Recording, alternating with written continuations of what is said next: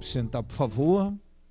Acabamos de ouvir o evangelho da multiplicação dos pães, que foi tema da nossa reflexão no domingo retrasado e cuja sequência foi apresentada ontem, portanto no domingo passado, e que tem um encaixezinho com a primeira leitura de hoje. Vamos comigo. Eu já chamei a atenção um pouquinho no início para o ocorrido e narrado no livro dos Números, na primeira leitura de hoje. O povo teve necessidade, apresentou a necessidade, houve resposta de Deus à necessidade, que era o maná. O texto explicou o que era o maná. Às vezes, no nosso imaginário, a gente pensa no maná como um pão que já caía inteirinho, com aquele cheirinho de padaria, de pão quente de padaria, e o povo todo dia tinha aquele pãozinho, sempre que tinha necessidade de comida. Foi explicado no livro dos Números que o maná é uma espécie de semente que tinha que ser socada no pilão, mas tal, dali se conseguia extrair uma farinha, da farinha se fazia o pão, e aí depois então era este o pão que sustentava. Era suficiente para sustentar. O texto de ontem ainda diz que sempre vinha um bando de codornizes, que é uma ave local do grupo das galináceas, ou seja, tinha sempre um franguinho assado que acompanhava o maná, quer dizer, não faltava o carboidrato, também não faltava a proteína, essenciais ali para que se pudesse manter a vida no tempo de travessia. Ocorre que no texto de hoje não é o essencial para viver que está em questão. O que está em questão é ter que trabalhar, lutar para que se produzisse, se fabricasse o essencial para viver. Era, segundo o texto, a saudade dos peixes do Egito, do alho do Egito, a saudade de... como se não fizesse parte desse pacote Egito a escravidão, a submissão ao povo egípcio, a jornada de trabalho sobre-humana de mais de 16 horas por dia e uma série de questões que, enquanto identidade de povo, era de alguma forma para eles uma morte. A equação escravidão igual à morte é muito presente na mente do povo de Deus, o povo hebreu e depois o povo da aliança. Isso tudo é esquecido quando se pensa no conforto relativo, bastante relativo, que se tinha lá, escravo, e na ausência desse conforto, mas agora com a presença da liberdade que se tinha cá, mas sem dispensar o trabalho. Ou seja, liberdade com trabalho era um lado da equação, e o outro lado era escravidão com muito trabalho, mas não para comer, não para ter algum alimento. Se entendem? Aqui tem um primeiro aspecto que é muito presente na nossa memória, às vezes ela não trabalha ao nosso favor nesse sentido. A gente tem uma memória que faz um resgate muito rápido de experiências que não são as mais interessantes possíveis, quando se trata de trabalhar no sentido do rancor. Mas quando se trata, às vezes, de trabalhar no sentido de nos animar, de nos encorajar, de colocar a gente para frente, ela tem uma dificuldade de resgatar algumas coisas que estão um pouco mais... Ela resgata talvez aquilo que nos desanima mais do que propriamente aquilo que nos anima. Por exemplo, a memória dos hebreus naquele momento da travessia devia ser: poxa, a gente luta um pouquinho aqui para comer esse pão. É um pão que a gente amassa, trabalha por ele, luta por ele. Mas nós somos livres. Lá nós éramos escravos. A situação lá era difícil. As coisas lá eram duras. Não. Tudo isso foi esquecido. E foi lembrado aquele momento, depois de uma jornada de 16 ou mais horas de trabalho, em que tinha ali um peixe, um alho ou um pão, talvez até as sobras dos egípcios, que eram oferecidas aos hebreus. Não sei se entendem exatamente aquilo que eu quero dizer. Como às vezes a nossa cabeça E é um mecanismo que a gente precisa enfrentar com a espiritualidade, com a fé, para trabalhar no sentido oposto.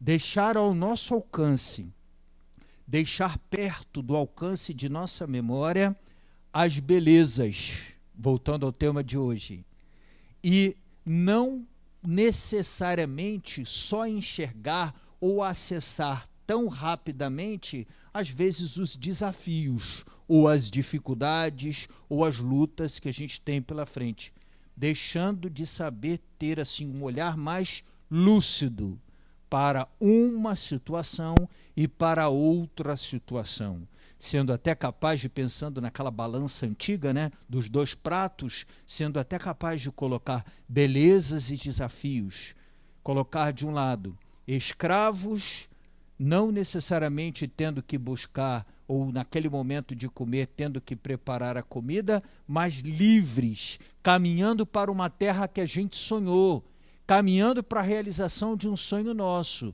mas lutando um pouco. Vocês se entendem? Tem um ditado popular, bastante usado, que eu acho que ele às vezes tem bastante fundamento, e às vezes a gente tem dificuldade de entender, é que em alguns momentos da nossa vida, para melhorar, piora antes. Não sei se já ouviram isso, né? Por exemplo, a gente está se organizando para casar, está se organizando para dar um salto, sair do aluguel para uma casa própria, porque a família aumentou, mudar para uma casa. Então a gente tem uma certa situação e vai dar esse salto. Ao dar esse salto, antes de melhorar, mudar para casa, terminar de pagar, quitar, tem a transição, que é o apertinho que a gente às vezes começa a fazer, né? As continhas que a gente, não vai dar para fazer isso, porque a gente está apertado.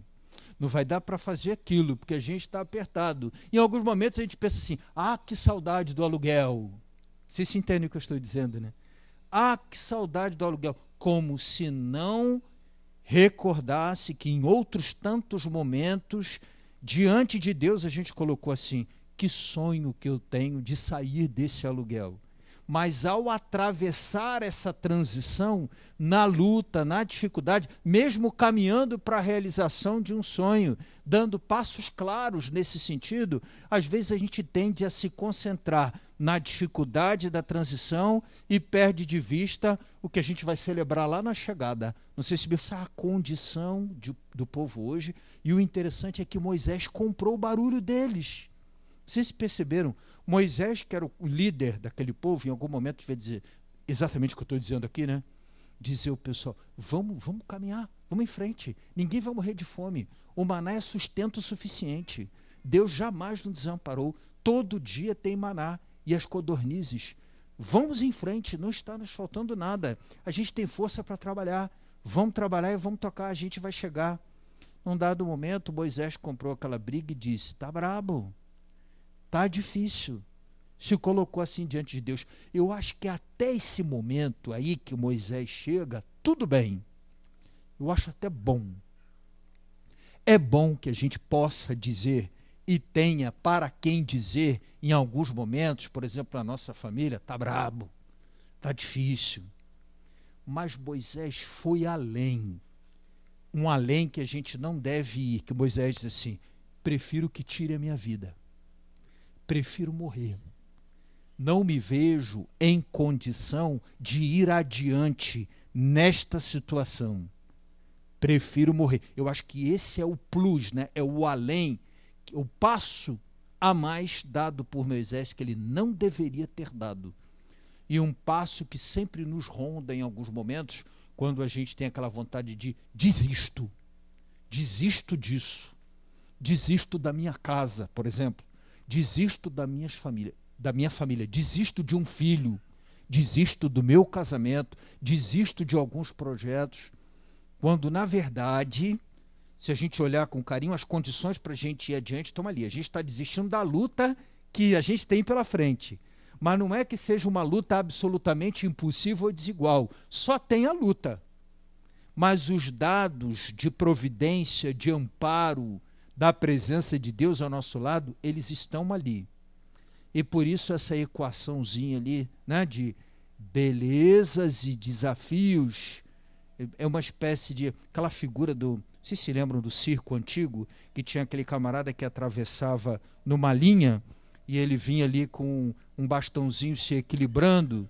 E aí a arte dele era sempre fazer uma divisão equidistante do que ficava para um lado, do que ficava para o outro lado. E ele ia equilibrando, talvez trazendo um pouco para cá, trazendo um pouco para se manter de pé. É um pouco essa percepção que a gente deve ter nessa travessia. A gente olha para a nossa história, olha para os sonhos, olha para os passos, olha para o... E a gente observa em alguns momentos belezas. E eu sempre digo, peço que eu também seja capaz de olhar mais para as belezas. Elas inspiram mais a gente, hein? Vai por mim.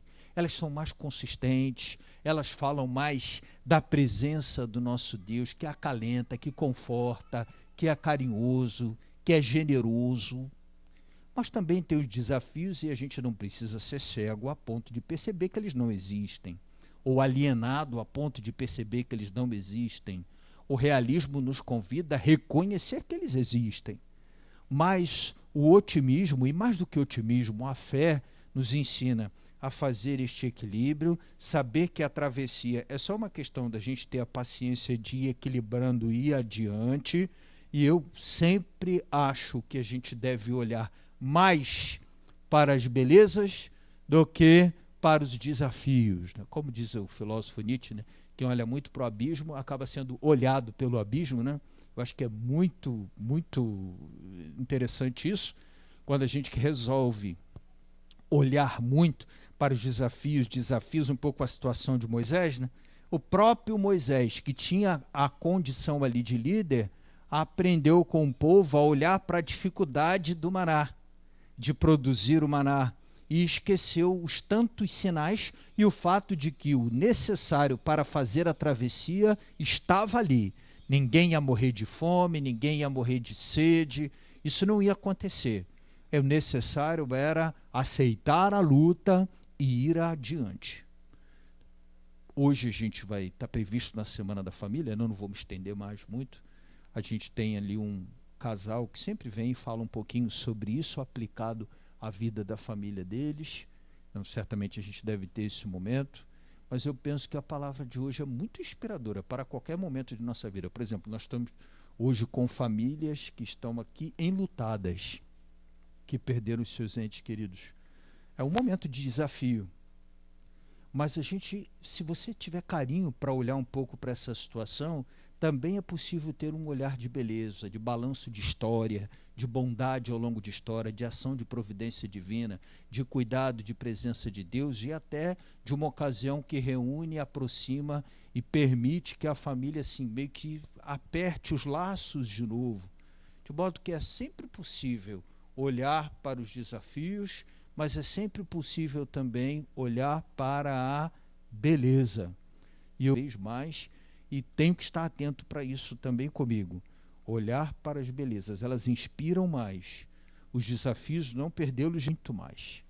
Os nossos sentimentos, as famílias que estão conosco rezando hoje. Vamos olhar para a vida daqueles que partiram como uma história bonita, como uma história da beleza, do amor de Deus, do tempo, né, da bênção, de tudo, da graça que nos foi oferecida, até a vida que pode ter sido intermediada imediatamente, ou, por exemplo, os netos, os bisnetos, isso de alguma forma tem uma origem ali, né, uma raiz, e aí dali as coisas vão se ramificando, pedindo a Deus que traga para todos essa consciência e essa certeza que gera uma gratidão. O nosso Deus caminha conosco e a gente deve fazer da confiança a última palavra da nossa trajetória. E não do desespero de Moisés, o texto de hoje, a nossa última palavra. Vamos ficar de pé?